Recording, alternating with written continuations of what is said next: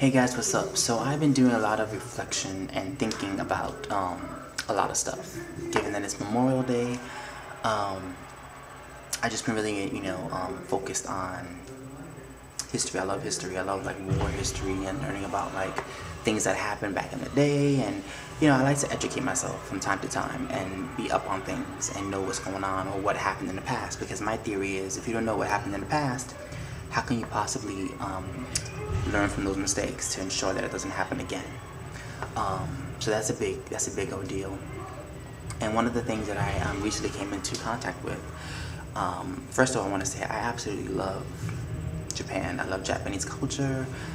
It's been my dream, and it still is my dream, to one day travel to Japan and stay there, for I don't know how long, but just be there. I've always had a fascination with that nation for some reason. So my heart was really heavy when I started learning about Japan's role during World War II and all of the horror that they caused a lot of people in Asia.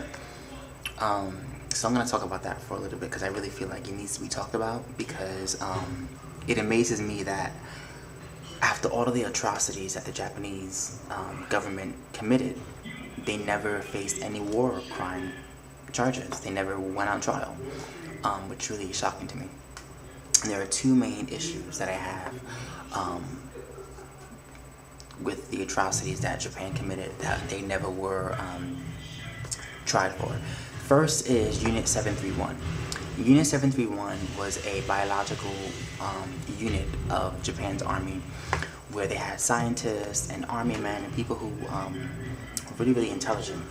They ran this unit, and what they specialized in was creating viruses and like anthrax and typhoon and different types of viruses that weren't really accessible at the time to people. People weren't getting them.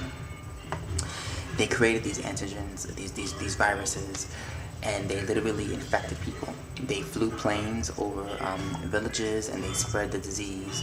They infected rats and then had the rats, released into the village. They put it in the water supplies, in the wells.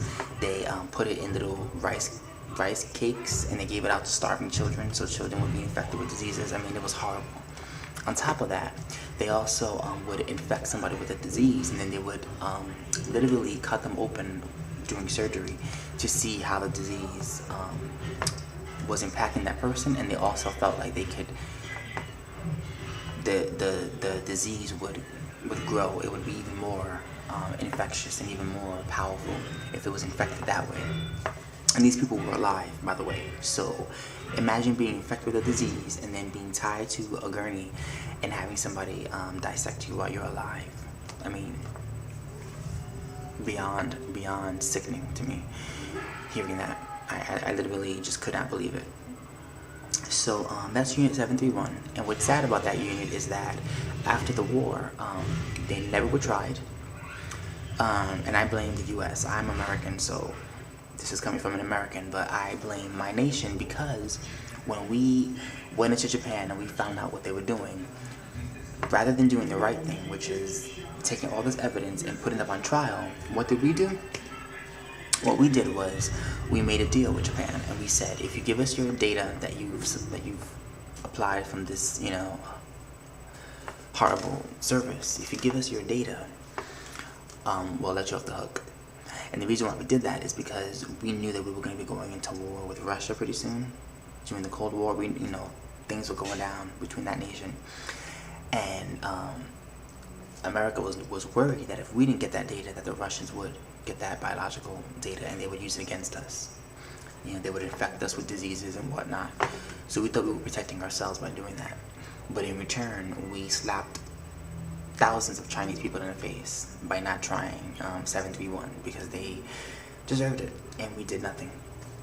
And that's why they got away with it. And many of the army officials that were ahead of Unit 731, they went on to live very happy lives. They died at very old ages. There are shrines to them. Some of them are still alive today, and they're worshipped like they're gods. I mean, Japanese people have no idea what this unit was really about, because they lied and said that they were making this unit, it was like a water plant unit, and that's all it was. And really it wasn't. It was much more than that. And they would call the Chinese people logs, and so they were saying they were the logs.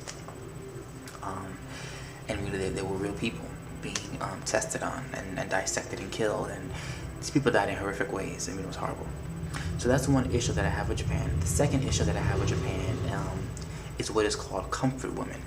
And comfort women were mostly Korean women, but they also were Filipino women, European women. Any woman that was captured that the Japanese took became sex slaves.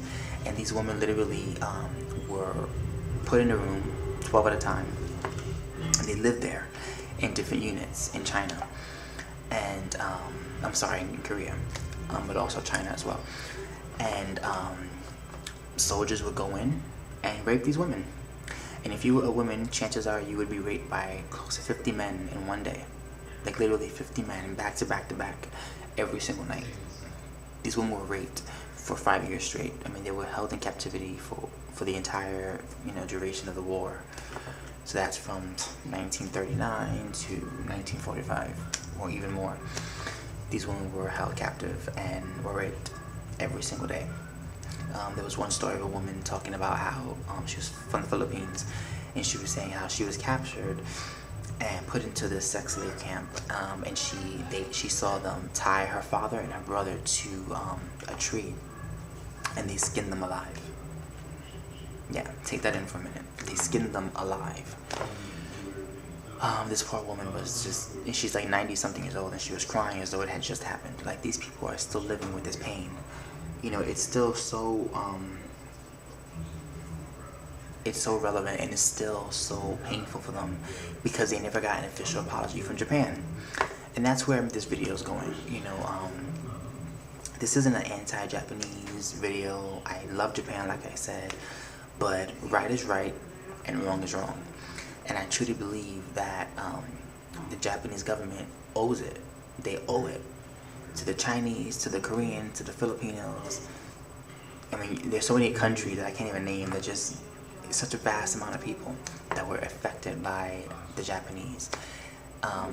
And they never got justice. They never ever got an apology.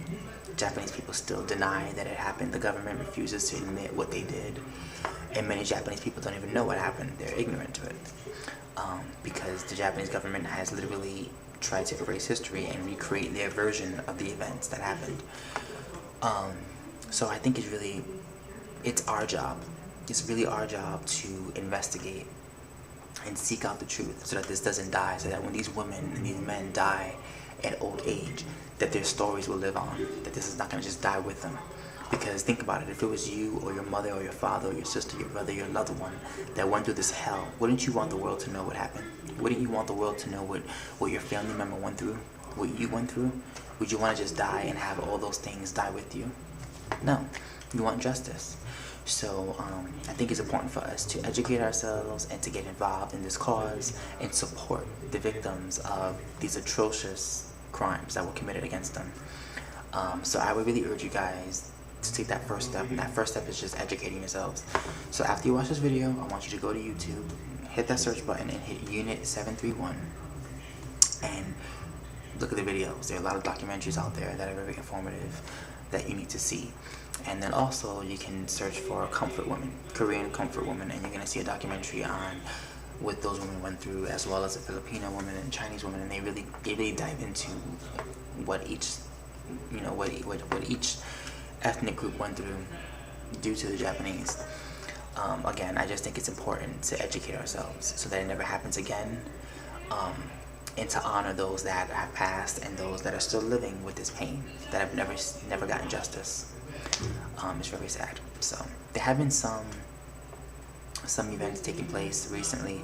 I know that some Chinese officials in the town that was affected the most from the Unit 731, they have put Japan on trial.